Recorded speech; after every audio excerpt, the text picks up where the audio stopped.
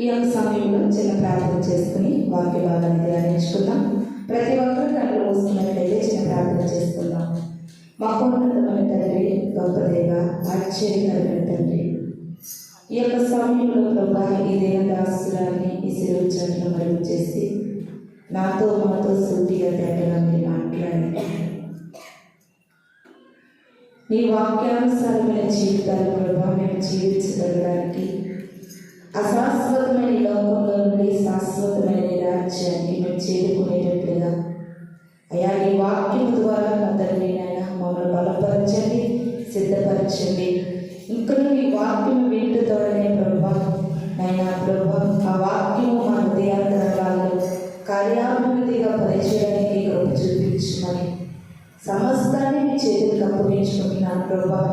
అయా నన్ను నిమిత్త మాత్రాలుగా నిలబెట్టుకుని అయా నీ శిలువచాలను పూర్తిగా మరణ చేస్తుంది ప్రభా.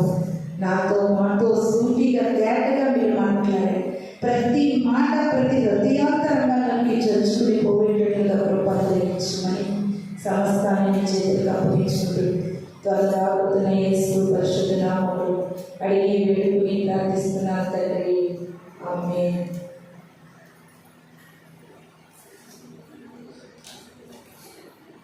చక్కటి సమయం ఇచ్చినటువంటి దేవాది దేవుని వందనాలు.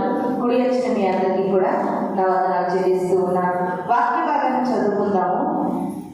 నిర్గమకాండము 24వ అధ్యాయము 7వ వచనం చదువుకుందాము.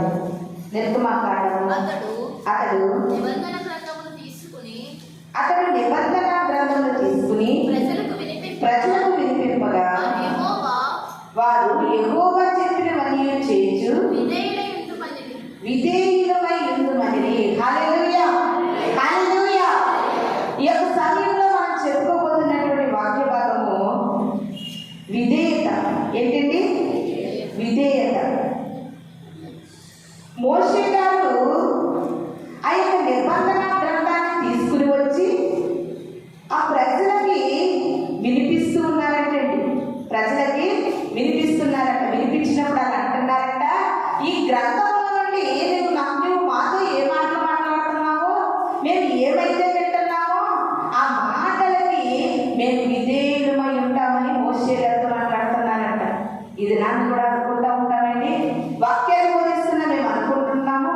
వాక్యం వింటున్నటువంటి మనం అందరము కూడా వాక్యం విని దాని ప్రకారంగా జీవిస్తాము.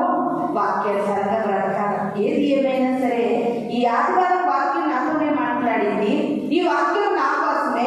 ఏది ఏమైనా ఈ వాక్యానుసారంగా బ్రతకాలి అని మనం అనుకుంటాం కానీ ఎవరు బ్రతకలేకపోతున్నాం. ప్రియమైన దేవుని సంగమం, సేమ్ మనం ఎలాగ ఆలోచిస్తామో, మనం ఏదైతే అనుకుంటున్నామో అలాంటి ఇశ్రాయేలీయుల ప్రజలు కూడా మోషే గారితో మాట్లాడుతున్నారు. మోషే గారు ఆ యొక్క నిబంధన గ్రంథాన్ని తీసుకుని వచ్చి, అమ్మా అయ్యా మీరు ఎలా బ్రతకాలి, ఈ లోకంలో మీరు ఎలా జీవించాలి, మీరు ఎలా ఉండాలి అని వారితో చెప్తే ఆ ప్రజలందరూ మోషే గారికి రిప్లై ఇస్తున్నారంట. తిరిగి చెప్తున్నారు. ఏమనంటే, మోషే గారు, మోషే నువ్వు ఏదైతే మాకు గ్రంథంలో మాటలు చెప్తున్నావో ఆ మాటలకు మేము విధేయులై ఉంటామయ్యా అంటున్నారు. విధేయత అంటే ప్రియమైన దేవుని సంగమా ఒక మాటతో చెప్పాలంటే ఒబీడియన్స్. విధేయత అంటే ఒబీడియన్స్. ఒబీడియన్స్ అంటే ఈ చెప్పే మాటకు లోబడి ఉండడాన్ని విధేయత అంటారు. ఆ ప్రజలందరూ ఏమన్నారు, నువ్వు ఏం చేస్తున్నావో దానికి లోబడి ఉంటామయ్యా మేమంటారు. లోబడ్డారమ్మా? ఇశ్రాయేలీయుల ప్రజలు దేవుని మాటకు లోబడ్డారు. నిజంగా వారి దేవుని మాటకు విధేయత చూపించి లోబడితే పాలు తేనెలు ప్రవహించే దేశానికి 6 లక్షల పైచిలకు కాల్పాలం బయలుదేరి ప్రజలు వెళ్ళినప్పుడు పాలు తేనెలు ప్రవహించే దేశానికి ఎవరు లేదు? ఎదురెళ్ళారు. అయ్యో, లక్షల కొలది ప్రజలు ఎక్కడ, ఇద్దరు ఎక్కడ? ప్రియమైన దేవుని సంగమం, ఎంత శ్రేష్టమండి! ఇద్దరు వెళ్ళారు పాలు తేనెలు ప్రవహించే దేశాన్ని. చాలాసార్లు చెప్తాను, ఆ ఇద్దరు ఎవరు? విధేయత చూస్తేనే కదా మీకు ఆ ఇద్దరు ఎవరనేది నేను చాలాసార్లు చెప్పాను. మీకు మీరు చెప్పుదురు. మోషే గారికి అలనాడు ఇశ్రాయేలు ప్రజలు చెప్పినట్టుగా మీరు ఎలా అనుకుంటున్నారు? అమ్మా మీరు చెప్పిన వాక్యానికి మేము విధేయులైతాం, మేము లోబడతాం, దేవుని మాటలు వింటాం, దేవుని మాట ప్రకారంగా మేము జీవిస్తామంటారు కానీ ఎవరు జీవించట్లేదు. అలనాడు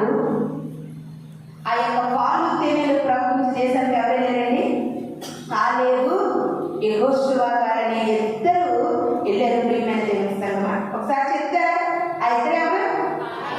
కాలేబు, యెహోషువ. ఈ యొక్క కాలేబు, యెహోషువ గారు అంటే ఈ లక్షల కొలదిగా ప్రజలు మోషేకి ఏం మాట ఇచ్చారు? అయ్యా, నువ్వు నిబంధన గ్రంథంలో మాకు ఏం చెప్తున్నావో దానికి మేము విధేయులైనాం బాబు అన్నారు. అనడం వేరు, చెప్పడం వేరు, ఉండడం వేరు. వినడం వేరు, ఉండడం వేరు. ఇక్కడ చెప్పడం వేరు, చేయడం వేరు. దినాన్ని ప్రభు మనతో మాట్లాడుతున్నారు. ఆ కాలంలో అలనాడు ఇశ్రాయేలీయుల ప్రజలు నాకు విధేయులై ఉంటానని నాకు విధేయులై ఉండలేదు. ఉండకపోవడం కారణంగా వారు వాగ్దానాలు ప్రవహించి దేశానికి వెళ్ళలేదు. ఈ దినాన్ని, ఈ కాలంలో ఈ క్రైస్తవులు నాకు విధేయులై ఉంటానని, నాకు విధేయులై ఉండడానికే కదా దేవుని వాక్యాన్ని వింటున్నారు. వింటున్నటువంటి ఈ క్రైస్తవ బిడ్డలు, ఈ యొక్క దేవుని బిడ్డలు, బాప్తిసం పొందుకున్నవారు, రక్షణ తీసుకున్నవారు విధేయులై ఉండడానికి దేవుని మందిరానికి వస్తున్నారు. కానీ ఏ ఒక్కరు విధేయులై ఉండట్లేదు. అందుకనే వారైతే పాలు తేనెలు ప్రవహించి దేశానికి వెళ్ళలేదు, వీరైతే పరలోకానికి వెళ్ళలేరు. హల్లెలూయా. అర్థమవుతుందా? విధేయతగా నువ్వు బ్రతకకపోతే నువ్వు పరలోక రాజ్యానికి వెళ్ళలేవు. దేవుని శ్రమమా, నేను అనుకుంటున్నాను అప్పుడు ఇశ్రాయేలీయుల ప్రజలైతే ఇప్పుడు మనము కూడా దేవుని సొత్తైన ప్రజలు కదండి. వాడేలాగా మాటలు మార్చారో ఈ దినాన్ని క్రైస్తవులు కూడా అలాగే జీవిస్తూ ఉన్నారు. ఈ దినాలను దేవుని మాటలు విధేయత చూపించాలి. నేను ఈ రోజుని దేవుని యొక్క పరిశుద్ధాత్మ నడిపింపుతో ప్రియమైన దేవుని సంగమా, ఈ రోజుని విధేయత కలిగిన వారి జీవితాలు ఎలా ఉంటాయి, అవిధేయత కలిగిన వారి జీవితాలు ఎలా ఉంటాయని రెండు మాటలు మీ కళ్ళ ముందు పెట్టాలని పరిశుద్ధాత్ముడు ఆశపడుతూ ఉన్నాడు. రెండు గ్రూపుల వారు, రెండు తెగల వారు, రెండు టీముల వారు. ఒక టీం ఎవరండి? విధేయత కలిగిన వారు. ఒక టీము అవిధేయత కలిగిన వారు. ఈ విధేయత కలిగిన వారు దేవుని సన్నిధిలో ఏం పొందుకున్నారు, ఈ అవిధేయులు ఏమి పోగొట్టుకున్నారో ఈ దినాన మనం వాక్య భాగం ద్వారా నేర్చుకుందాం. ప్రియమైన దేవుని సంగమా, ఒకసారి మనము వాక్యాన్ని చదువుకుందాము. మొదటి పేతురు గారు రాసినటువంటి మొదటి పత్రిక 1వ అధ్యాయము 14 నుండి 16 వచ్చిన చదువుకుందామండి. చదవండి. నేను పరిశుద్ధుడనై ఉన్నాను కనుక నేను పరిశుద్ధుడనై ఉన్నాను కనుక మీరు పరిశుద్ధులై ఉండుడని మీరు పరిశుద్ధులై ఉండుడని రాయబడి ఉన్నది. కాగా మీరు విధేయులకు పిల్లలై మీ పూర్వపు అజ్ఞాన దశలో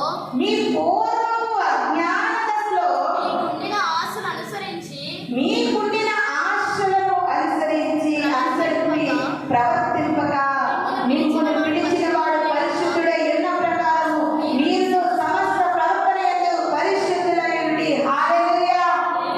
ఈ యొక్క సమయంలో పేతురు గారు రాసినటువంటి మొదటి పత్రిక 1వ అధ్యాయము 14 నుండి 16 వచనాల కనుక మనం చూసుకుంటే దేవాది దేవుడు ఒక మాట సెలవిస్తూ ఉన్నారండి. నేను పరిశుద్ధుడై ఉన్నాను కనుక మీరు పరిశుద్ధులై ఉండుడి. ఏమంటున్నారండి దేవుడు? నేను పరిశుద్ధుడై ఉన్నాను కనుక మీరు పరిశుద్ధులై ఉండుడి. మన దేవుడు పరిశుద్ధుడు, నిష్కలంకుడు, నిందారహితుడు, పాపమంటనటువంటి పాపరహితుడైన దేవుడండి. మన దేవునికి కామ క్రోధ ఆలోచనలు లేవండి. కామపు ఆలోచనలు లేవు, క్రోధపు ఆలోచనలు లేవు. ఎందుకంటే మన దేవుడు కామపు ఆలోచన లేడు కంటే ఆయన పరిశుద్ధుడయ్యాడండి. ఎక్కడ ఒక భార్య అని, ఆకుల్లో ఒక భార్య అని, హంస మీద ఇంకో భార్య అని, కోటలో ఇంకో భార్య అని పెట్టుకోలేదు మన దేవుడు. దేవుడు అనేవాడు ఉంటే ప్రియమైన దేవుని సంగమా, కామ క్రోధ మదేచ్ఛాలను జయించిన వాడై ఉండాలని ఋగ్వేదంలో రాయబడి ఉంది. మరి కామ క్రోధ మదేచ్ఛాలను జయించిన దేవుడు ఎవరైనా ఉన్నారని ఈ కోట్ల మంది దేవులను పరిశీలన చేస్తే ఏ ఒక్కరు లేరండి. పాపం అంటనటువంటి పరిశుద్ధుడు ఎవరైనా ఉన్నారని పరిశీలిస్తే అది మనం నమ్ముకున్నటువంటి పరిశుద్ధుడు. ప్రియమైన దేవుని సంగమా, పాపాన్ని జయించిన వారెవరైనా చరిత్ర పుటల్లో కనబడుచున్నారా? పాపాన్ని జయించిన వారు ఎవరు కూడా ఈ చరిత్రలో లేరు. ప్రియమైన దేవుని సంగమా, ఆయన పాపాన్ని జయించగలిగాడంటే ఆయన పరిశుద్ధుడై ఉండాలండి. ఆ పరిశుద్ధుడు మనతో మాట్లాడుతున్న మాట ఏంటంటే, నేను ఎలా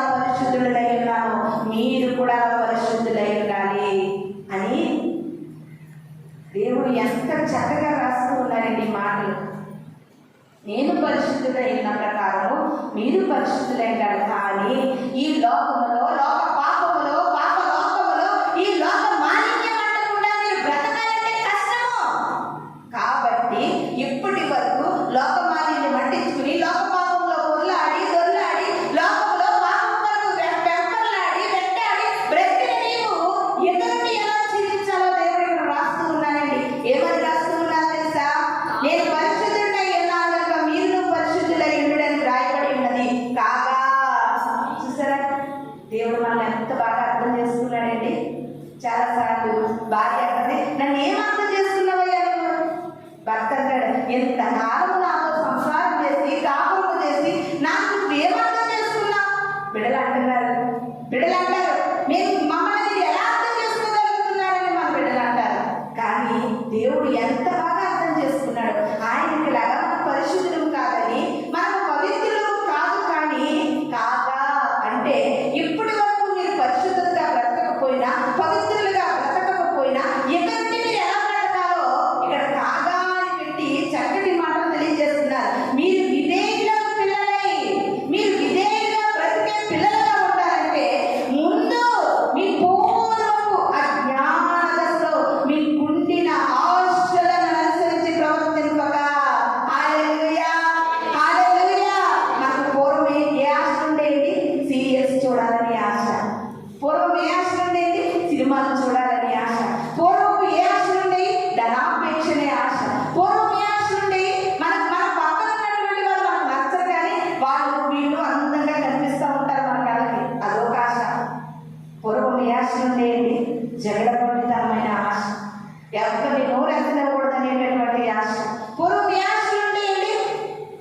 మత్సరము, ద్వేషము, క్రోధము, కామము, ఇలాంటి ఆశలు కలిగిన మీరు ఇప్పుడు ఏం చేయాలంటే ఆ ఆశలను అనుసరించి ప్రవర్తింపక. ఇక్కడ వరకు జరిగింది చాలు. ఇక్కడ నుండి నువ్వు ఫుల్ స్టాప్ పెట్టు. ఇక్కడ నుండి నీ జీవితాన్ని ప్రారంభించు. ఇక్కడ నుండి నేను పరిశుద్ధమైన నీలో పరిశుద్ధ ఆలోచనలు ప్రారంభించు, పరిశుద్ధతకు చూపులు ప్రారంభించు, పరిశుద్ధత నడకలు ప్రారంభించు, పరిశుద్ధమైన మైండ్ను ప్రారంభించు. ప్రియమైన దేవుని సంగమా, ఎప్పటి వరకు నువ్వు ఎలా ఉన్నానని నేను అడుగుతులేదండి. కాగా ఇక్కడ నుండి నువ్వు ప్రారంభించు. ఇక్కడ నుండి నువ్వు పరిశుద్ధంగా ఉండడానికి ప్రయత్నించు. ట్రై చేయి. మొదటిసారిగా ఊరికి వెళ్ళినప్పుడు అంటే తెలుసుకున్నామని చెప్తా ఉంటారు. పని రానప్పుడు ఎండ పొడవలతో 2-3 చోట్ల పోసుకుంటేనే కానీ, నాట్లు పెట్టుకుంటేనే కానీ కోపపడి రాలంట. ఇది నాటి నువ్వెందుకు పరిశుద్ధంగా ప్రయత్నించడానికి, నువ్వెందుకు వెంటాడిపోతున్నావు, నువ్వెందుకు ట్రై చేయలేకపోతున్నావు, నువ్వెందుకు ప్రయత్నించలేకపోతున్నావు? నిజంగా మనల్ని నిర్మించిన దేవుడు, మనల్ని పుట్టించిన దేవుడు మనం ఈ లోకంలో పరిశుద్ధంగా ఉండలేమని తెలియదండి. అయితే తెలుసు. ఎందుకంటే నువ్వు పరిశుద్ధంగా ఉండాలని నీ ఆత్మని, నీ మనస్సుని, నీ కోరికలను, నీ ఆశలను నిగ్రహించుకోగలిగితే నా కొరకు నువ్వు పరిశుద్ధుడిగా బ్రతకగలవు. నా కొరకు నువ్వు పరిశుద్ధుడిగా బ్రతకగలవు. నీలో టాలెంట్ ఉంది, నీలో గుణం ఉంది, నీలో నేను బ్రతకాలి అనే ఆశ ఉంది. ప్రియమైన దేవుడి సంగమా, అవన్నీ చూసిన దేవుడు ఈరోజు దినాన్ని మనతో మాట్లాడుతున్నాడు. నువ్వు అనుకుంటే నువ్వు బ్రతకగలవు. నువ్వు అనుకుంటే నువ్వు పవిత్రురాలిగా ఉండగలవు. నువ్వు అనుకుంటే నీ నోరుని కాపాడుకోగలవు. నువ్వు అనుకుంటే నీ శరీరాన్ని అదుపు చేసుకోగలవు. ఎందుకంటే నీలో అటువంటి గుణాలు పెట్టాను కనుక నువ్వు అనుకుంటే నువ్వు చేయగలమంటున్నాడండి దేవుడు. ఇదేనా నువ్వు అనుకోగలుగుతున్నావా? నువ్వు అనుకోగలుగుతున్నావా? పాస్టర్ గారు కనుక వాక్యాన్ని బోధిస్తారు కనుక మనకలాగా గొడవ ఆడకూడదు, మనకలాగా ఉండకూడదు, అందుకే నాకు అలా ఉంటుంది అనుకుంటున్నారేమో. మాకు ఉంటాయండి, మాకు ఉన్న నోరు మాకు ఉంటుంది, మాకు అన్ని కోపాలు ఉంటాయి, మాకు కూడా మనసు కష్టం ఉంటుంది, బాధ ఉంటుంది. అయినా సరే మనసును నిగ్రహించుకోగలిగితే నేను కాదు, నువ్వు కాదు, ఈ ప్రపంచంలో ఎవరైనా సరే దేవుని కొరకు తెగించి నిలబడగలరు. ప్రియమైన దేవుని సంగమా, ఇది నాటి దేవుడు అనుకుంటున్నాడండి. అలాంటి విధేయులైన పిల్లలు సంఘంలో ఎక్కడున్నారు? ఎవరి హృదయాలు ఉన్నాయి? ఎవరు అంతరాత్మలు ఉన్నాయి? ఎవరు నా కొరకు నిలబడాలని తప్పిస్తున్నారు? ఎవరు నా కొరకు వారి ఆశలను అంచుకుంటున్నారు, వారి కోరికలను అంచుకుంటున్నారని దేవుడు హృదయాంతరంగాలు పరిశీలిస్తూ ఉన్నాడండి. నిజంగా ఈ లోకంలో ఎక్కడ లేనటువంటి గొప్పదని ఏంటో చెప్పనా? ప్రియమైన దేవుని సంగమా, దేవుడు నీ నుండి నా నుండి కోరుకునేది ఒకటేనమ్మా. అదేంటో తెలుసా? విధేయత. వాక్యం బోధించడానికి అండి, దేవుని వాక్యం బోధించడానికి ఇప్పుడు మన పిల్లల్ని ఏయో చదువుల కోసము కాలేజీల కోసము నెట్లో చూసి చూసి పిచ్చిపోయిలా చూసి చూసి చూసి జాయిన్ చేస్తున్నాం. దేవుడండి తన కొరకు నిర్ణయించుకునే వారిని పెద్ద పెద్ద కాలేజీల్లో చదివి వెతకట్లేదండి, యూనివర్సిటీలో వెతకట్లేదు, పెద్ద పెద్ద అకాడమీలో వెతకట్లేదండి. ఆయన కొరకు విధేయులుగా బ్రతికే వారిని సముద్రం కొట్టిన చేపలు పట్టే వారిని వెతికాడు. ప్రియమైన దేవుని సంగమా, దేవుడి కొరకు నువ్వు బ్రతకాలంటే, దేవుడి కొరకు నువ్వు నిలబడాలంటే, దేవుడి కొరకు నువ్వు జీవించాలంటే అక్షరం ఉంటే కాదు నీకు అవసరమైంది. అక్షరం రాకపోయినా పర్లేదు, కానీ నీలో విధేయత ఉంటే విధేయులను పైకి లేవనైతే కొరకు వాడుకుంటాడు. ప్రియమైన దేవుని సంగమా, ఈ లోకంలో చిన్నవారిని ఎన్నుకునేవారు ఎవరైనా ఉన్నారంటే అది మన ప్రభు అయిన యేసుక్రీస్తు వారి. ఆయన ఎలా ఎన్నుకుంటున్నారో తెలిసింది. బలవంతులను ఎన్నుకోవట్లేదు, జ్ఞానవంతులను ఎన్నుకోవట్లేదు, బలవంతులను సిగ్గుపరచడానికి బలహీనలను ఎన్నుకుంటాడండి. ఎంత గొప్ప దేవుడు ప్రియమైన దేవుని సంగమా, ఎంత గొప్ప దేవుడు ఏంటి మనం నమ్ముకున్న దేవుడు. నీలో విధేయత ఉంటే, నీలో విధేయత ఉండాలి అనే ఒక తృష్ణ నీలో కనుక ఉంటే ప్రియమైన దేవుని సంగమా, దేవుడి కొరకు దేవుడు నిన్నే ఎన్నుకుంటున్నాడు, నిన్నే పరిశుద్ధపరచుకోవాలని ఆశపడుతున్నాడు, నిన్నే గమనించుకోవాలని ఆశపడుతున్నాడు. నీ ద్వారా ప్రపంచంలో, లోకంలో, గ్రామంలో, కుటుంబంలో మన తోటి వారి మధ్య నీ ద్వారా అనేకమైన గొప్ప కార్యాలు జరిగించాలనుకుంటున్నాడు. ఎప్పుడో తెలుసా, నువ్వు విధేయురాలిగా బ్రతికితే, నువ్వు విధేయుడిగా బ్రతకగలిగితే నీ నోటి మాట అక్షరాలు జరుగుతుంది. ప్రియమైన దేవుని సంగమా, ఎక్కడుంది నీకు విధేయత అన్నాడు. ఇశ్రాయేలీయులు అంటున్నారు, మేము విధేయతగా ఉంటామని చెప్తున్నారు, కానీ వర్తలేకపోయారు. ఈనాడు వాక్యం ఆలపిస్తున్న ఒక క్రైస్తవ జనాంగమా, క్రైస్తవ సంఘమా, క్రైస్తవ బిడ్డలారా, ఈ దినానికి నీలో ఏమైనా విధేయత ఉందా? నీలో విధేయత అనేది ఉందా అని ప్రభు అడుగుతూ ఉన్నారండి. ఇది నాని అంటా ఉన్నారండి, మీరు విధేయులైన పిల్లలుగా బ్రతకాలంటే పూర్వం నీ ఆశ్చర్యంగా చూడు. ఎవరు కాన్సన్ట్రేషన్ వాక్యం పై లేదు. ఉండేది సాతాను. ఈ వాక్యం నీ బ్రతుకులు మార్చుతుంది. ఈ వాక్యం దేవుని బలంగా నిలబడతాను కనుక కాన్సన్ట్రేషన్ ఉంచదు నాకు తెలిసేది. ఉండేదే కొద్దిసేపు, వచ్చేదే 11:30కి, 12:00కి, 12:30కి. మహా అయితే వాక్యం ఉంటే ఒక గంట, వెళ్ళిపోతారు. గంటలో కూడా నీ మనస్సుని నిగ్రహించుకుని చర్చిలో నువ్వు చాలా స్టడీగా స్టాండ్గా కూర్చోలేనటువంటి నీలో విధేయత ఎక్కడుందమ్మా? విధేయత ఎక్కడుంది? ప్రియమైన దేవుని సంగమా, విధేయురాలుగా బ్రతకాలని ప్రభు మనకి అనేకమైన మాటలు తెలియజేస్తూ ఉన్నారు. మీరు పూర్వం ఎలా జీవించారో నాకు తెలుసు, లోకాశలో బ్రతికారని నాకు తెలుసు, లోక విషయాల్లో మునిగిపోయారని నాకు తెలుసు. అయినప్పటికీ కూడా మరొక అవకాశం మీకు ఇవ్వాలని నేను రెడీగా ఉన్నాను. ఏంటో తెలుసా, పూర్వం ఉన్న ఆశలన్నీ కూడా విడిచిపెట్టేసి ఆ ఆశల్ని అనుసరించి ప్రవర్తించకుండా మిమ్మల్ని పిలిచిన వాడు పరిశుద్ధుడైన ప్రకారం మీరు సమస్త ప్రవర్తన యందు పరిశుద్ధులై ఉండాలి. సమస్త ప్రవర్తన, మన ప్రవర్తనలో, ఆ ప్రవర్తనలో కొన్ని ఇముడి ఉన్నాయి. ఆలోచనలు ఇముడి ఉన్నాయి, వినికిడి ఇముడి ఉంది, చూపులు ఇముడి ఉన్నాయి, స్పర్శ ఇముడి ఉంది, స్పందన ఇముడి ఉంది. ఇలా మనకు కావాల్సినటువంటి ఈ యొక్క బాడీలో ఉన్నటువంటి సమస్త దేవునికి ఇష్టం లేనివన్నీ కూడా ఇముడి ఉన్నాయి కనుక ఆ ప్రవర్తన అంతటి యందు మనకు పరిశుద్ధులుగా ఉండాలని ప్రభు కోరుకుంటూ ఉన్నాడు. ప్రియమైన దేవుని సంగమా, ఇది నాకు విధేయురాలుగా బ్రతకడానికి దేవుడి కొరకు నువ్వు ఒక నిబంధన చేసుకోగలుగుతావా? దేవుడి కొరకు విధేయుడిగా ఉండడానికి నిన్ను నువ్వు నిగ్రహించుకోగలుగుతావా? ఒకసారి ఒక పెద్ద పండితుడు ఉన్నాడండి. పండితుడి దగ్గరికి వచ్చాడంట ఒక శిష్యుడు. వచ్చి, అయ్యా నాకు పాండిత్యాన్ని నేర్పించండి అన్నారంట. వినబడుతుందా? చివరికి వినిపిస్తుందా? నాకు పాండిత్యాన్ని నేర్పించు అన్నారంట. ఎక్కడికి వచ్చి? పండితుడి దగ్గరికి వచ్చి. అప్పుడు పండితుడు అన్నాడంట, రేపటి నుండి క్లాసు స్టార్ట్ చేస్తాను, కానీ నీవు ఈ ఫస్ట్ స్టార్ట్ చేసే క్లాస్లో మౌనంగా ఉండు అన్నారంట. పాపం పండితుడు చెప్పాడు కదండి, మౌనంగా ఉన్నాడంట. మౌనంగా ఉండి మరలా రేపు వచ్చాడంట. రేపు వచ్చి అంటున్నాడంట, అయ్యారు పలానా పని మానేసుకుని వచ్చాను, ఇబ్బందుల్లో ఉన్నా సరే ఇంటికి వచ్చాను, ఇరుకులో ఉన్నా వచ్చాను, కష్టంలో ఉన్నా వచ్చాను, నష్టంలో ఉన్నా వచ్చాను, అయినా మీరు నాకు నేను క్లాస్ చెప్పలేదు, ఈ రోజైనా క్లాస్ చెప్పండి అన్నాడంట. మళ్ళా అన్నారంటండి, నువ్వు మౌనంగా ఉండు అన్నారంట. ఇదేంట్రా బాబు, పాండిత్యం నేర్పిస్తాడని నేను ఈ దగ్గరికి వస్తే నన్ను మౌనంగా ఉండమంటున్నాడు, ఇంటి దగ్గర నేను మౌనంగా ఉండలేనా అనుకున్నాడంట. అలాగే చర్చికి వచ్చి సంఘ బిడ్డలు కూడా అనుకుంటున్నారండి, యూట్యూబ్లోని టీవీలోని కొన్ని వాక్యాలు ఉన్నాయి, నేను ప్రార్థన చేసుకుంటాను, ఇంటి దగ్గర నేను ఉండలేనా? ఉండలేవు. అలాగని అనుకుని 2వ రోజు వెళ్ళిపోయాడండి. 3వ రోజు వచ్చాడంట, మళ్ళీ సోదు మొదలెట్టాడంట. అయ్యారు 2 రోజులు నా పరిపాట్లు మానుకుని అంత దూరం నుండి ఎంత దూరం వచ్చాను అయ్యారు, చెప్పకపోతే చెప్పండి, చెప్తే చెప్తానని చెప్పండి, అంతేగాని 2 రోజులు తిప్పిస్తున్నారు పాండిత్యం నేర్పించడానికి అంటే. అప్పుడు పండితుడు అన్నాడంట, నీలో విధేయతను నేను గమనిద్దామని 2 రోజులు నీకు టైం ఇచ్చాను. నువ్వు నీలో కానీ, నీ మాటలో కానీ, నీ ఆలోచనలో కానీ, నీ తలపుల్లో కానీ, నువ్వు వాకినటువంటి బాగుల్లో కానీ నాకు ఏ మాత్రం నీలో విధేయత కనిపించలేదు కనుక వెళ్ళిపో, గెట్ అవుట్, నీకు పాండిత్యం నేర్పించను.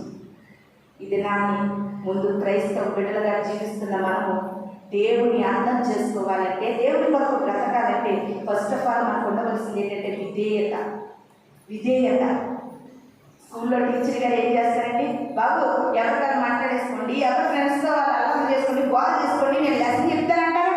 ఫస్ట్ వాళ్ళని సెపరేట్గా పెడతారు, అల్లరి చేయకుండా క్రమశిక్షణలో పెడతారు. అప్పుడు సైలెంట్గా ఉన్న తర్వాత లెసన్ స్టార్ట్ చేస్తారు. అంతేనండి, అల్లరి ఉంటుందిగా లెసన్ చెప్పేస్తారా? ఏదైనా నువ్వు నేర్చుకోవాలంటే ముందు నీకు ఉండవలసినటువంటి లక్షణం ఏంటో తెలుసా? విధేయత కలిగి ఉండాలి. నువ్వు విధేయత కలిగి ఉండాలి.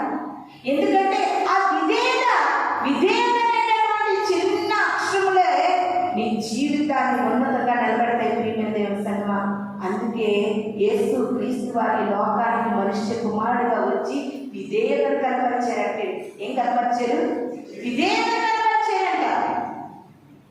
దేవుని స్వరూపమందుకుని సమానంగా ఉన్నా గాని విడువకూడా నా భాగ్యమని ఎంచుకునక తగ్గించుకుని తనను తాను విధేయతకు అప్పగించుకుని తనను తాను విధేయతను అప్పగించుకున్నాడంట. ప్రియమైన దేవుని సంగమా, ఆయన మనకి విధేయతను నేర్పించడానికి, మాదిరి ఉంచడానికి ఆయన విధేయుడిగా బ్రతికాడండి.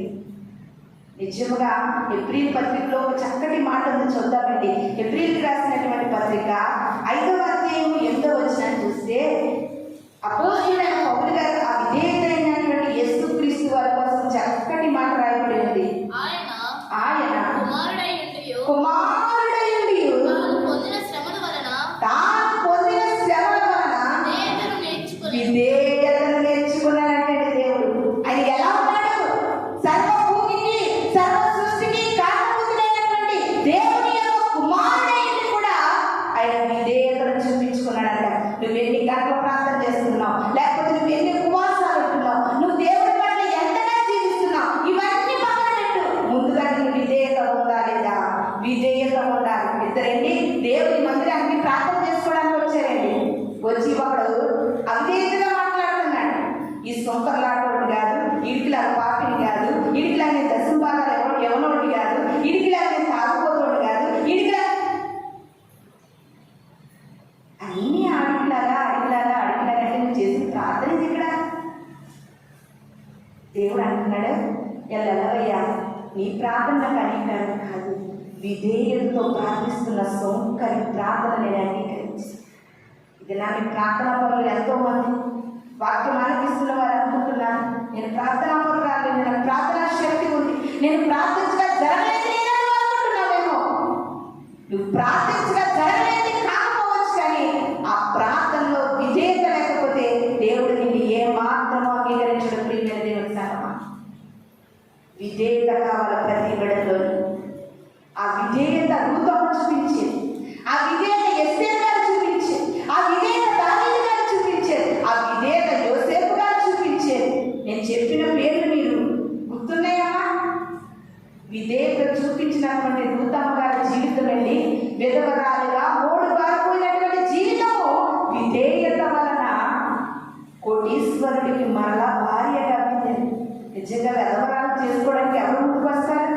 అయినప్పటికీ కూడా దేవుని పట్ల ఆవిడ చూపించిన విధేయత ఆవిడ ఉన్నతమైన స్థితిలో నిలిపింది. ప్రియమైన దేవుని సంగమా, ఒకవేళ నువ్వు చదువుకునే విడవే కావచ్చు, ఉద్యోగం చేసుకునే విడవే కావచ్చు, వ్యాపారం చేసుకునే విడవే కావచ్చు, లేకపోతే ఈ యొక్క లోకంలో, ఈ ప్రపంచంలో, ఈ సమాజంలో అందరికంటే గొప్ప పేరుగా గౌరవుగా నువ్వు బ్రతికి ఉండొచ్చు. కానీ నీ విధేయతే నీ జీవితాన్ని స్థిరపరుస్తుందన్న మాట ఏనాడు మర్చిపోకండి. ప్రియమైన దేవుని సంగమా,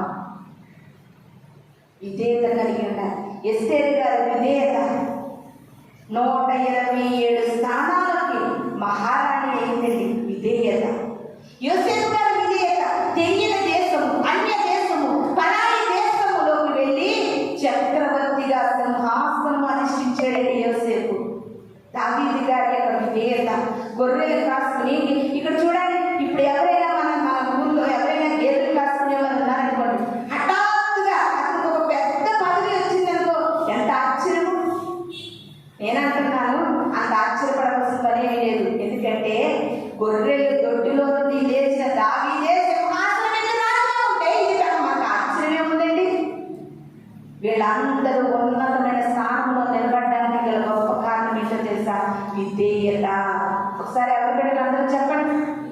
వాళ్ళందరూ ఉన్నత స్థానంలో నిలబడడానికి గల కారణం ఏంటి? విధేయత. విధేయత ఎవరి పట్ల ఉండాలంటే దేవుని పట్ల విధేయత ఉండాలి. నీకు వాక్యాన్ని బోధించి నడిపిస్తున్న సేవకుల పట్ల విధేయత ఉండాలి.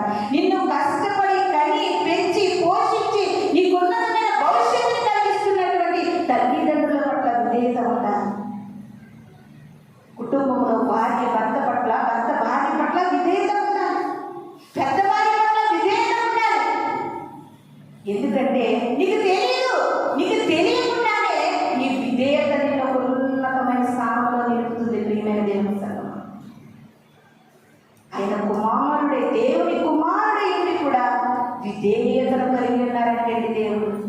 ఇది నాని దేవుడు మనతో మాట్లాడుతూ ఉన్నారు. ఇంకొక మాట చూసుకుందాం. ఫిలిప్పీలకు రాసినటువంటి పత్రిక 2వ అధ్యాయము 8వ వచనం చదువుతున్నామండి. మరియు ఆయన ఆకారమందు మనుష్యుడిగా కనబడి మరణము పొందినంతగా, అనగా సిలువ మరణము పొందినంతగా విధేయత చూపిన వాడే తనను తాను తగ్గించుకున్నాడు. హల్లెలూయా, హల్లెలూయా. విధేయతలో ఇంకొక గుణం ఉంది సుమా, తగ్గింపు స్వభావం ఉందండి. విధేయత ఏముంది? తగ్గింపు స్వభావం ఉంది. ఇది నా తల్లిదండ్రులు మాట అంటే పిల్లలు తగ్గించుకుని పడతారా? విధేయత ఉండాలి.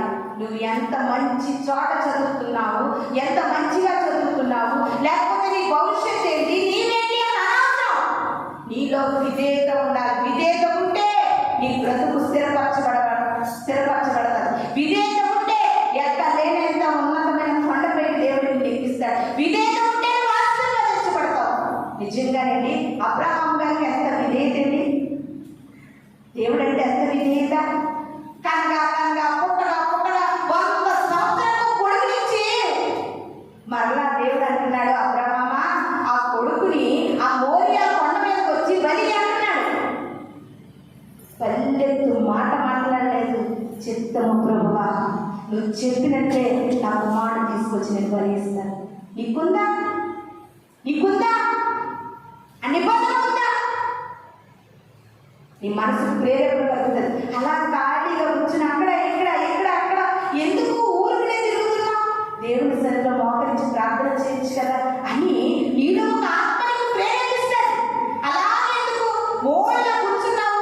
వాక్యం తీసి చదువుకోవచ్చు కదా, వాక్యం నీకు ప్రేరేపణ వస్తుంది. కానీ నువ్వు విధేయత చూపించవు.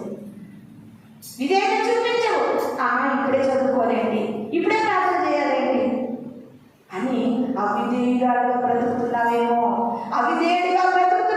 ప్రియమైన దేవుని సంగమా. ఇది నా ప్రభు మనతో మాట్లాడుతూ ఉన్నారండి. నీలో విధేయత ఉండాలి. ప్రియమైన దేవుని సంగమా. ఆ విధేయత నీ బ్రతుకుని స్థిరపరుస్తుంది. నీకు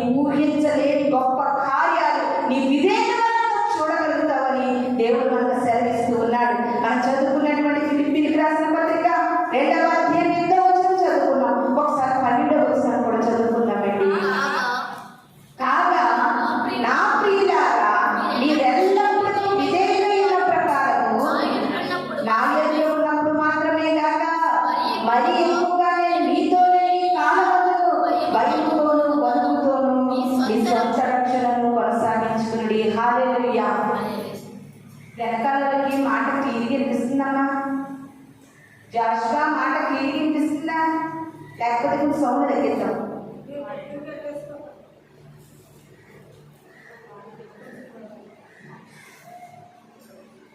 అపోస్తలుడైన పౌలు గారు అంటున్నారండి, కాగా నా ప్రియులారా, మీరెల్లప్పుడూ దైవ సేవకులకు విధేయత కాదు, నేను మీతో లేనప్పుడు కూడా మరీ ఎక్కువగా భయంతోనూ వణుకుతోనూ మీ సొంత రక్షణను కొనసాగించుకోండి. హల్లెలూయా. ఇప్పుడు మనము అసలైనటువంటి పాయింట్కి వచ్చేది. అసలైన పాయింట్కి వచ్చాం. ఒక దైవ సేవకుడు అంటండి గృహాన్ని దర్శించడానికని బయలుదేరారంట. బయలుదేరేసరికి సడన్గా ఒక ఇంటికి వెళ్ళారంటండి. వస్తున్నట్టు తెలీదు, సడన్గా ఒక ఇంటికి వెళ్ళారండి. ఇంటికి వెళ్ళేసరికి అండి ఫ్యామిలీ అంతా కూడా అప్పుడే రిలీజ్ అయినటువంటి చక్కటి మూవీ సీడీ తెచ్చుకుని వేసుకున్నారంట. అప్పట్లో సీడీలు ఉండేవి. సీడీ తెచ్చుకుని వేసుకుంటే సేవకులు వెళ్ళగానే ఈ యొక్క సినిమా ఆటల్లో గేట్ వేసుకోవడం మర్చిపోయారేమో, కొలుపు వేసుకోవడం మర్చిపోయారేమో, కట్టెలు చేసుకోవడం మర్చిపోయారేమో. దైవ సేవకులు సరాసరి లోపలికి వెళ్ళేసరికి అంట, ప్రియమైన దేవుని సంగమా, ఏం చేయాలో తెలుస్తుందంటే భార్య వేగంటే భర్త ఏం చేయాలా, ఎందుకంటే మేము సంఘంలో విధేయుడు.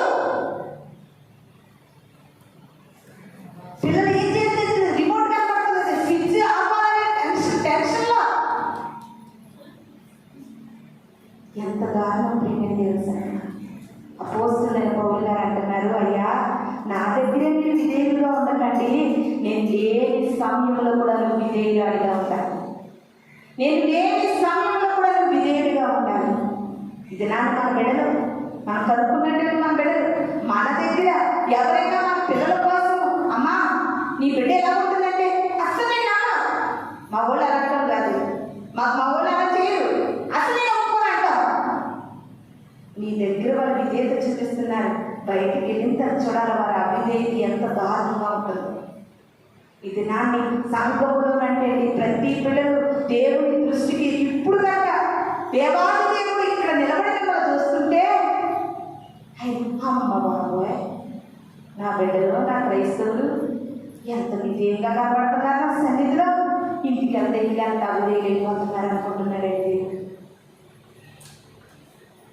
కానీ ప్రియమైన దేవస్థానం విధేయత అనేది మందిరంలోనే కాదండి, సేవకులు ఎదిగే కాదు, సంఘం ఎదిగే కాదు, నువ్వు ఒంటరిగా ఉన్నప్పటికీ కూడా నువ్వు విధేయురాలుగా బ్రతకాలి, విధేయులుగా బ్రతకాలి. ప్రియమైన దేవుని సంగమా, ఒక మాట చెప్పనా, నువ్వు ఒంటరిగా ఉన్నప్పుడు నీ మనసును నువ్వు గెలవగలిగితే 10 మందిలో వెళ్ళిన తర్వాత కూడా నీ మనసును నువ్వు గెలవగలుగుతావు. ఇక్కడ వచ్చిన ట్విస్ట్ ఏంటో తెలుసా, 10 మందిలో భక్తిని ప్రదర్శిస్తావు, 10 మందిలో విధేయతను ప్రదర్శిస్తావు, 10 మందిలో ఉన్నప్పుడు నా ఎంత భక్తి పరుడు లేడని ప్రదర్శిస్తావు. ఒంటరిగా ఉన్నప్పుడు చూడకూడనటువంటి ఆ యొక్క అసహ్యమైనటువంటి ఆ సెల్లలో చూడకూడని దృశ్యాలు చూస్తావు, వినకూడని మాట సెలలో వింటావు. ముందు నువ్వు ఒంటరిగా నీ మనస్సాక్షిని, నీ మనస్సుని, నీ హృదయాన్ని నువ్వు గెలుచుకో. ఆ తర్వాత అందరితో గెలవడం తర్వాత దేవుడు మనం ఎక్కడున్నా మనం చూసే దేవుడేంటి. మందిరంలోకి వస్తేనే ఆయన చూస్తున్నాడు అనుకుంటున్నావా? నీ రూమ్లో ఉన్నా చూస్తాడు, నీ ఇంటి దగ్గర ఉన్నా చూస్తాడు, నువ్వు మేడ మీద ఉన్నా చూస్తాడు, నువ్వు బాత్రూంలో ఉన్నా సరే ఆయన చూస్తాడు. ప్రియమైన దేవుని సంగమా, నువ్వు విధేయురాలుగా ఉండాలి. ఎక్కడున్నప్పటికీ కూడా విధేయతను నువ్వు సంపాదించుకోవాలి, విధేయత కలిగి నువ్వు బ్రతకాలి. చాలాసార్లు నా దగ్గర చాలా మంది అంటున్నారండి, పాస్టంగా ఉంటే ఉన్నారు కానీ మళ్ళీ ఇదోడయ్యారు, పాస్టంగా ఉంటే ఉన్నారు కానీ మాట అనకూడదు కానీ అంటున్నారు. మళ్ళీ ఇద్దరు కొత్తదే కానీ ఎప్పుడమ్మా నేర్చుకున్నానంటున్నారు. కాదు ప్రియమైన దేవుని సంగమా, పాస్టర్ గారి దగ్గర కాదు, పాస్టర్ గారి దగ్గర కాదు, నువ్వు ఎక్కడున్నప్పటికీ విధేయత కలిగిన బిడ్డగా నువ్వు జీవిస్తే, నువ్వు జీవించగలిగితే నీకు ఎన్నో ఆశీర్వాదాలు. అబ్రహాము గారిని విధేయత ఉందంటే అబ్రహాము గారిని దేవుడు ఆశీర్వదించినట్లంటే ఆ కాలంలో, ఆ దేశంలో, ఆ ప్రజలలో ఎవరికి అటువంటి ఆశీర్వాదం లేదంట. అబ్రహాము గారికి ఉన్నటువంటి గొర్రెల మందలైతేనే, గాడిదలైతేనే, గుర్రాలైతేనే, ఎడ్లైతేనే, గేదెలైతేనే, ఈ వస్తా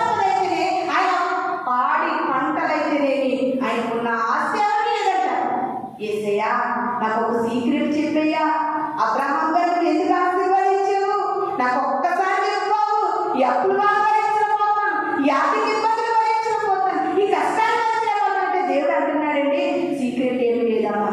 అబ్రహాము విధేయుడు బ్రతికాడు, అదొక్కటే సీక్రెట్. ఇది నాకు విధేయురాలుగా బ్రతకగలిగితే నీ కుటుంబంలో సమాధానం చూస్తావు, నీ కుటుంబంలో నెమ్మది చూస్తావు, నీ జీవితంలో మనశ్శాంతిని పొందుకుంటావు. ప్రియమైన దేవుని సంగమా, నువ్వు విధేయతను కనపరచాలి. ఇంకొక మాటను చూద్దాం. రోమపత్రిక 6వ అధ్యాయం 16వ వచనం చూసుకుందాం. రోమపత్రిక 6వ అధ్యాయం 16.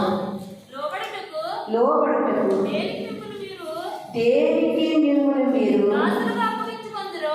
దాసులుగా అప్పగించుకుందరో అది చావు నిమిత్తము పాపములకే గాని నీతి నిమిత్తము విధేయతకే గాని దేనికి మీరు లోబడుదురో దానికే దాసులగురని లేదు కదా.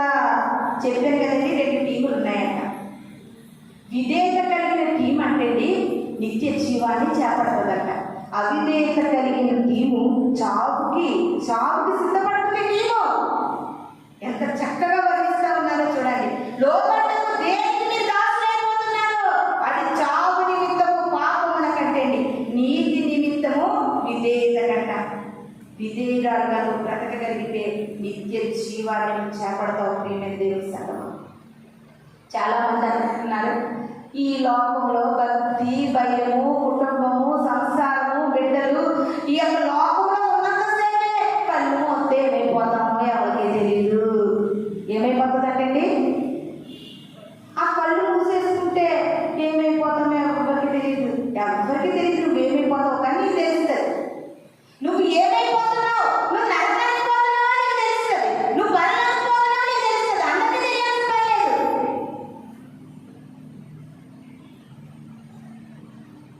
అమెరికాలో గొప్ప శాస్త్రజ్ఞుడు రేమాండ్ మూడీ అనేటటువంటి ఒక గొప్ప శాస్త్రజ్ఞుడు. ఆయన గుండె వ్యాధులు చూసేటటువంటి డాక్టర్, గుండె నిపుణుడు, కార్డియాలజిస్ట్. ఆ డాక్టర్ గారు అంటే ఎన్నోసార్లు ఆ గుండె ఆపరేషన్ చేసేటప్పుడు, ఆ గుండె పరీక్ష చేసేటప్పుడు ఎంతో మంది చనిపోయారంట. ఎంతో మంది చనిపోతే ఎవరికైనా సరే పేషెంట్గా ఉన్నప్పుడు గుండె ఆగిపోతానండి, మళ్ళా వాళ్ళని గట్టిగా పంపించేస్తుంటారు. నేను చూసిన మా అమ్మ చేయడం, గట్టిగా డాక్టర్లు వచ్చి ఆ గుండె మీద దబాదబా గుద్దేసి ఇలా నొక్కుతూ ఉంటే మరలా ఊపిరి అందుకుంటారు.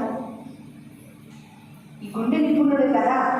అయితే అలాంటి కేసులు చాలా వచ్చాయంటే వచ్చినప్పుడు వారిని అన్నాడు అక్కడికి కూర్చోబెట్టి, మీరు కొంతసేపు ఈ లోకాన్ని విడిచి వెళ్ళిపోయారు, వెళ్ళిపోయిన తర్వాత ఏం జరిగిందో మీకు తెలుసా అని అడిగారంటే, అడిగితే వారు అంటున్నారంట, మేము ఈ లోకాన్ని విడిచి వెళ్ళిపోయినప్పుడు ఈ రూపం ఎలా ఉందో మరలా ఇదే రూపంతో మేము వెళ్ళిపోతున్నాం.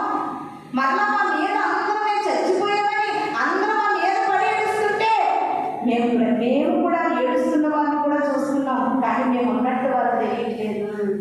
ఇవన్నీ శాస్త్రజ్ఞులు పరిశీలన చేసి పరీక్షించి చావు తర్వాత వేరొక జీవితం ఉందని నిర్ధారణ చేశారు. ప్రియమైన దేవుని సంగమా, చచ్చిపోయి ఏమైపోతాను అనుకుంటున్నావేమో, దయచేసి అలా అనుకోకండి ఎవరు.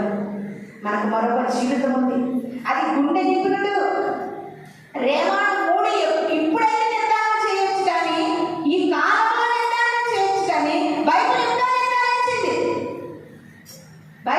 నిర్ధారించింది. నువ్వు చనిపోయిన తర్వాత నీకు నరకం కావాలా, పరలోకం కావాలా, బ్రతికి ఉన్న జీవితంలో నువ్వు సరి చేసుకోవాలి.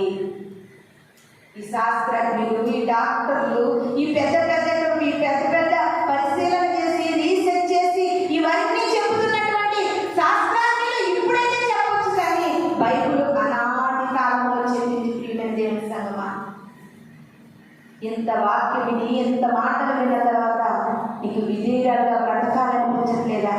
నీకు విధేయుడిగా బ్రతకాలనిపించట్లేదా? ఇది నా ప్రభు మనతో మాట్లాడుతూ ఉన్నాడు. విధేయత కలిగి ఉంటే ఎలా జీవిస్తాము, అవిధేయులైన పిల్లలకి ఎటువంటి శిక్ష వస్తుందో ఈసారి అవిధేయుల కోసం మాట్లాడుకుందాం. 2 మాటలు మాట్లాడుకుని ముగించుకుందాం. కొలస్సీలకు రాసినటువంటి పత్రిక 3వ అధ్యాయము 6వ వచనం చూసుకుందామండి. కొలస్సీలకు రాసిన పత్రిక 3వ అధ్యాయము 6వ వచనం చూసుకుందాం. వాటికన్నా చదవమ్మా. పూర్వము పూర్వము వారి మధ్య జీవించినప్పుడు జీవించినప్పుడు మీరును వీరిని అనుసరించి నడుచుకుంటేనే వీటిని అనుసరించి నడుచుకుంటుడి.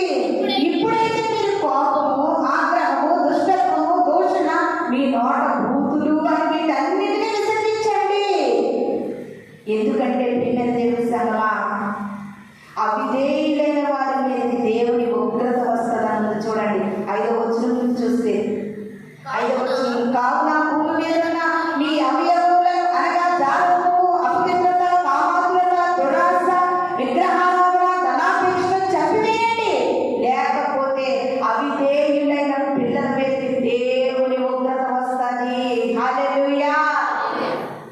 మనం అవిధేయులుగా ఉంటే మన మీద ఏమొస్తుందంటే దేవుని ఉగ్రత వస్తుందంట. దేవుని ఉగ్రత వస్తే ఇన్ని పాపాలు చేస్తున్నాను, ఇన్ని తప్పులు చేస్తున్నాను, నేను ఎందుకు క్షేమంగా ఉన్నాను అని అనుకుంటున్నానేమో. ఒకానొక దినాన్ని బాధపడే రోజు వస్తుంది. బైబిల్ గ్రంథంలో ఏది ప్రవక్త గారని పెద్ద దైవజనుడే. ఆ దైవజనుడి దగ్గర ట్రైనింగ్ అయిన వారే సమూయేలు ప్రవక్త గారు. ఆ దైవజనుడు, అంత పెద్ద దైవజనుడికి 2 కుమారులు ఉన్నారండి.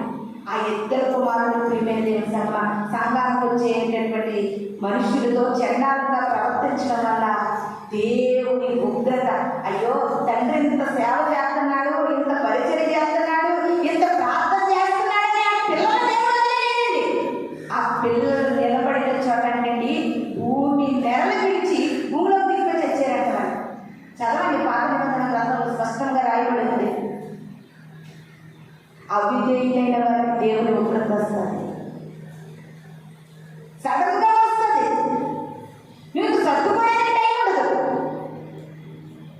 దేవుని ఉగ్రత అది మామూలు కాదు. ప్రియమైన దేవుని సంగమా, ఉగ్రత వచ్చినప్పుడు సునామీ వచ్చి చూసారా? ఫస్ట్ టైం అన్నమాట మాకు సునామీ అంటే ఏంటో తెలియదు. ఎప్పుడో 2004లోనో 2005లోనో వచ్చింది సునామీ. ఒక ఇల్లు కాదండి, పట్టణాలు కొట్టుకుపోయండి. లక్షల ప్రజలు నీటిలో మునిగిపోయి చచ్చిపోయారు.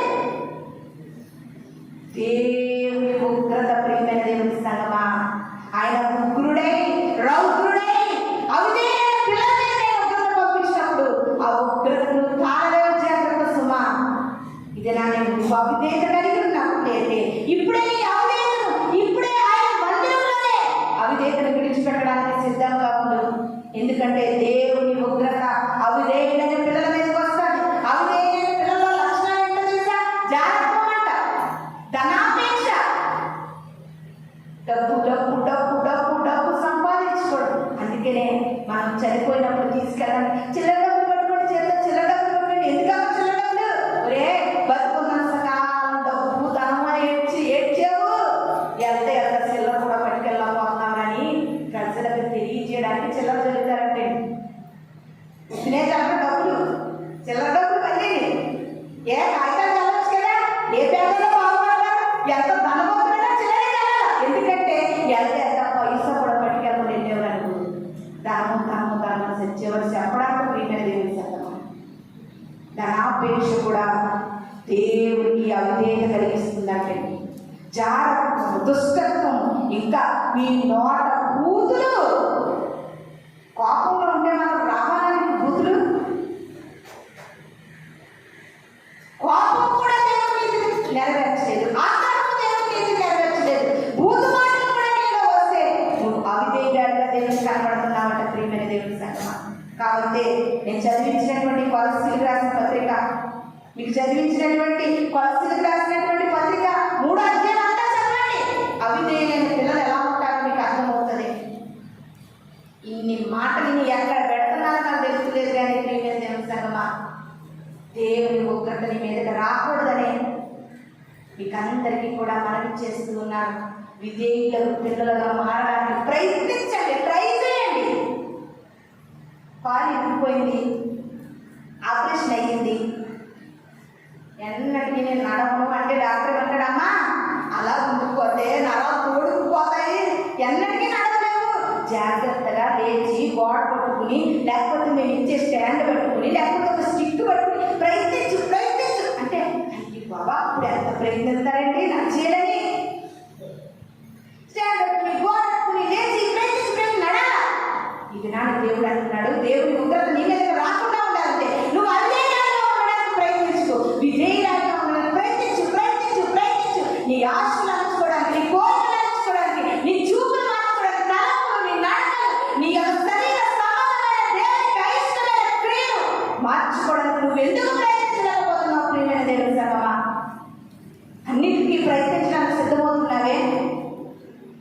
దీనికి మాత్రం నువ్వు ఎందుకు ప్రయత్నం చేయలేకపోతున్నావు? నువ్వు ప్రయత్నిస్తే తప్పకుండా నువ్వు విధేయురాలిగా నిలిచిపోతావు. నువ్వు ప్రయత్నిస్తే విధేయుడిగా నిలిచిపోతావు. ఇంకా అవిధేయులైన పిల్లల కోసం ఇంకొక మాటను చూద్దాం. తీతుకు రాసినటువంటి పత్రిక 3వ అధ్యాయము 3వ వచనం చదువుకుందామండి. ఎందుకనగా మనము కూడా మునుపు అవివేకులమును అవిధేయులమును మోసపోయిన వారు నానా విధములైన దురాశలను భోగములను దాసులమై ఉండి దుష్టత్వములను అసూయలను కాలము గడుపుచు అస్సలు ఎవరినెవరు దేశించి ఉంటివి కానీ. హల్లెలూయా, హల్లెలూయా. దేవుడు అంటున్నాడండి, పూర్వకాలం నీకు ఎన్ని స్వభావాలు ఉన్నాయి తెలుసా? ఎన్ని స్వభావాలు చదివింది కదండి. మునుపు పూర్వకాలంలో నువ్వు ఎలా ఉన్నావు తెలుసా? అవివేకముగా ఉన్నావు, అవిధేయంగా ఉన్నావు, అనేక చేతుల్లో మోసపోయావు, మనుష్యులను నమ్మి మోసపోయావు. కానీ వాక్యం అంటుంది, మనుష్యులను నమ్ముకుంటే కంటే రాజులను నమ్ముకుంటే కంటే ఎంతమంది చేతుల్లో మోసపోయావు, ఎంతమంది ఫ్రెండ్స్ దగ్గర నువ్వు మోసపోయావు, ఎంతమంది తోబుట్టువుల దగ్గర మోసపోయావు, ఎంతమంది నాకున్న వాళ్ళ దగ్గర మోసపోయావు, వాళ్ళని చూస్తాననుకుని నువ్వు మోసపోయావు, వాళ్ళకి సహాయం చేస్తాననుకుని మోసపోయావు, నీ బిడ్డల దగ్గర మోసపోయావు, నీ కన్నవాళ్ళ దగ్గర మోసపోయావు, అనేకమైనటువంటి దేవునికి నచ్చినటువంటి పర సంబంధముల వల్ల మోసపోయావు. ప్రియమైన దేవుని సంగమా, నువ్వు పూర్వం మోసపోయావు, కానీ ఇది నన్ను మోసపోకూడదండి. అంతేకాదు దురాశలకు భోగేచ్ఛలకు ఈ జీవితాన్ని అప్పగించుకున్నప్పుడు నేను తెలుసమ్మా. కానీ అవన్నీ నువ్వు కాలము గడిపోవు. కానీ ఇప్పుడు అవన్నీ నువ్వు విడిచిపెడితే నువ్వు విధేయురాలుగా మిగిలిపోతావు. ఇంకా వాటిలోనే జీవిస్తూ వాటితోనే కాలము గడుపుతూ వాటిలోనే నువ్వు బ్రతుకుతున్నావేమో. అవిధేయులైన పిల్లల మీదకి దేవుని ఉగ్రత సరాసరి దిగి వస్తుంది. జాగ్రత్త సుమా. మనం చూసేయండి యూట్యూబ్లో, జపాన్లో టోక్యో దేశం అని ఉందండి. టోక్యో జపాన్ దేశంలో టోక్యో అనే ప్రాంతంలో ప్రియమైన దేవుని సంగమా భయంకరమైన వ్యాధి మొదలైందండి. ఆ వ్యాధికి టైం ఎంతో తెలుసా? జాస్వా మ్యూజిక్ చూస్తారు, జాస్వా తెలుసు. టైం ఎంత తెలుసండి? 2 రోజులు. వ్యాధికి సోకిందా 2 రోజుల్లో చచ్చిపోతాం. చాలా మంది అంటారు ఆ పేరేం లేదండి, ఆ టోక్యో ఎక్కడో, ఆ జపాన్ ఎక్కడో మాకు తెలుసా అనుకుంటున్నావా? చైనా ఎక్కడో నీకు తెలిసేది. అయినా చైనాలో మొదలైనటువంటి కరోనా నీ వరకు రాలేదా?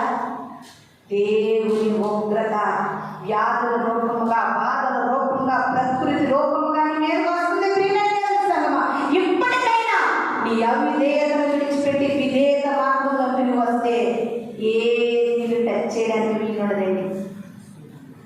ఏది తాగడానికి వీలు లేదు. ఏ అపాయము నీ గుణాలను కూడా రావడానికి సరిపోదు. జాగ్రత్త సుమా. నువ్వు విధేయతగా బ్రతకగలిగితే విధేయత నిన్ను రక్షిస్తారు, విధేయత నీకు ఆరోగ్యం, విధేయత నీకు సహాయము, విధేయత నీకు నిలబెడతారు, విధేయత నీకు ఆశీర్వాదం ఇస్తుంది. జాగ్రత్త సుమా.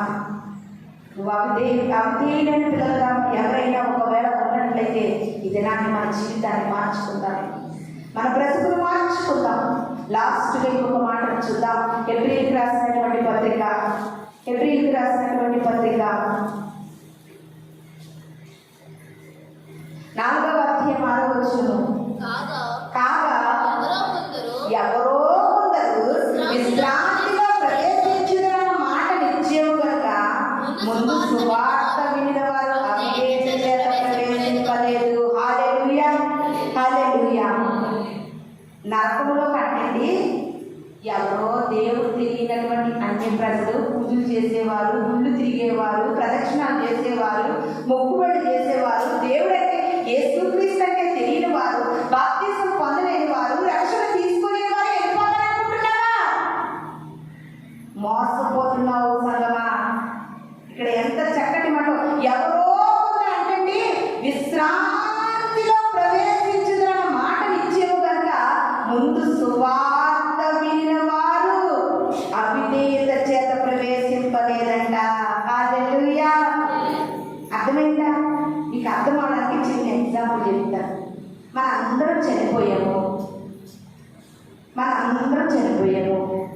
నరకంలోకి కొంతమంది వెళ్ళిపోయారు, కొంతమంది పరలోకానికి వెళ్ళారు. నరకంలోకి వెళ్ళిన తర్వాత యేసుక్రీస్తు అంటే తెలియని వారు, అన్యులు, విగ్రహారాధికులు అనేక మంది గ్రామంలో ఉన్నారు చూడు, వారు కూడా నీకు నరకంలో కనబడుతున్నారు. అప్పుడు నువ్వు అంటున్నావు, వాళ్ళు అంటారు, అయ్యో మీరు యేసుబాబునే నమ్ముకున్నారు కదా, యేసుబాబు ఉడికినారు కదా, మీరెందుకు మళ్ళీ నరకంలోకి వచ్చారు అని అడుగుతారంట. అదేంటి వాక్యానికి ఉన్న అర్థం?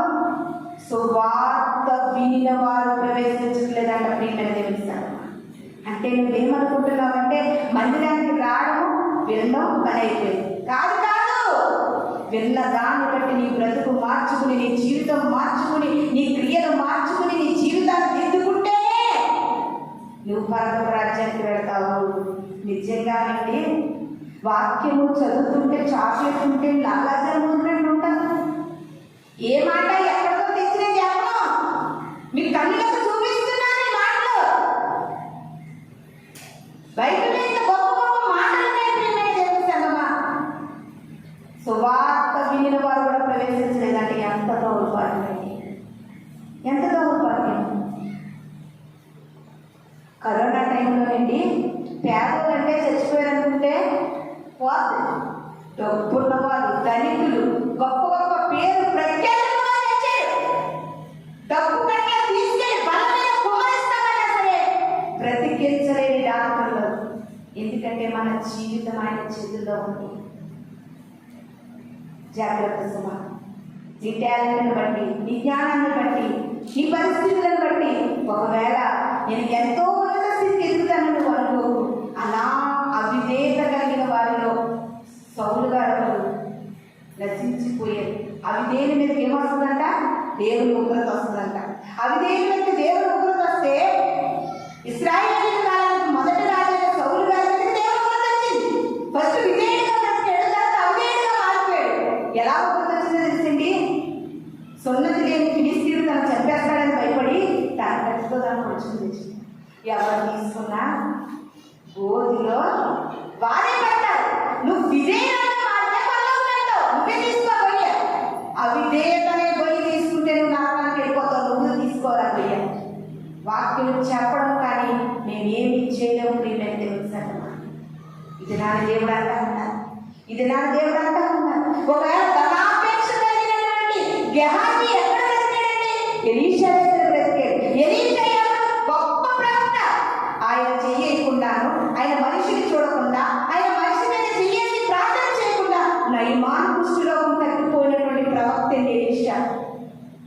అలాంటి ఎలీషా పాస్టర్ గారి దగ్గర శిష్యుడిగా చేసిన గెహాజీ ధనాపేక్షకు లోబడి నయమాన్ దగ్గర ధనము, బంగారము, వెండి తీసుకోవడానికి వెళ్ళి కుష్ఠి రోగిగా మిగిలిపోయాడు. ఈ దినాన్ని నువ్వు కూడా అంతే. దేవుని మందిరానికి వెళ్ళలేని వారు, వాక్యము తెలియలేని వారు, దేవుడు తెలియలేని వారు 3,000 మంది ప్రజలు ఉంటుండగా దేవుడు తెలుసు, శక్తి తెలుసు, ప్రేమ తెలుసు, స్వస్థత తెలుసు, కార్యాలు తెలుసు. అయినప్పటికీ కూడా ఇందులో చాలా మంది గెహాజీలు ఉన్నారు. జాగ్రత్త సుమా. ఇది నాని ప్రభు మాట్లాడుతూ ఉన్నాడు నాతోని. ఎలా ఉంది నీ జీవితం? ఎలా ఉంది? ఒకే మాట, విధేయత అంటే ఒకటే మాట. దేవుని మాటకు లోబడతేనే విధేయత, లోబడకపోవడము అవిధేయత. వాక్యం ఏం చెప్తుందండి? వాక్యం ఏం చెప్తుంది? సరస్వతులు ఆడొద్దంటుంది, వెటకాలను ఆడొద్దంటుంది, అసలు పరాయిని మోహం చూడొద్దంటుందండి, బూతులని నోట రానివ్వద్దంటుందండి, కోపం ఉండకూడదంటుంది, ద్వేషం ఉండకూడదంటుంది, అసూయ ఉండకూడదంటుంది. ప్రియమైన దేవుని సంగమా, ఇవన్నీ నీలో ఉండి అవిధేయురాలైన బిడ్డగా జీవిస్తూ దేవుని ఉగ్రతకు పాలవకముందే విధేయతగా కలిగినటువంటి వ్యక్తిగా నువ్వు మారాలని ఈ కొద్ది మాటలు దేవుడు మన వినికిడిలో దీవించి ఆశీర్వదించినాక ప్రతి ఒక్కరు కూడా కళ్ళు మూసుకుందాం. పరిశుద్ధుల దేవ, ఉన్నతుల ఆశ్చర్యకరమైన దేవా, అయ్యా విని కొద్ది కూడా చెప్పే కొద్ది, వింటున్న కొద్ది కూడా మాలా అవిధేయత పెరిగిపోతుంది. నీకు మీరు బిడ్డలు ప్రభు, నీ ఉగ్రతకు ప్రభు పారైపోతున్నారు, నీ ఉగ్రతకు లోనైపోతూ ఉంటుంది కదండి. ఇది నాన్ని అవిధేయులైన వారి మీదకి ఉగ్రత ఎలా వచ్చిందో, విధేయులైన వారికి ఆశీర్వాదం ఎలా వచ్చిందో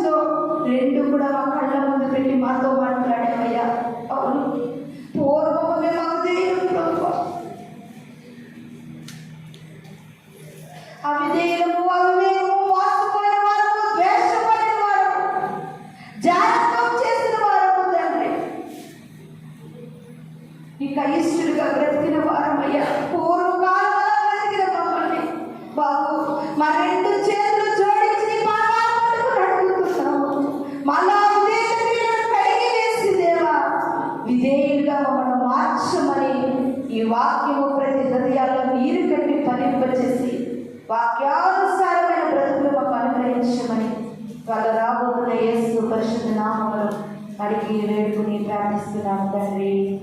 ఆమేన్. మనందరం కూడా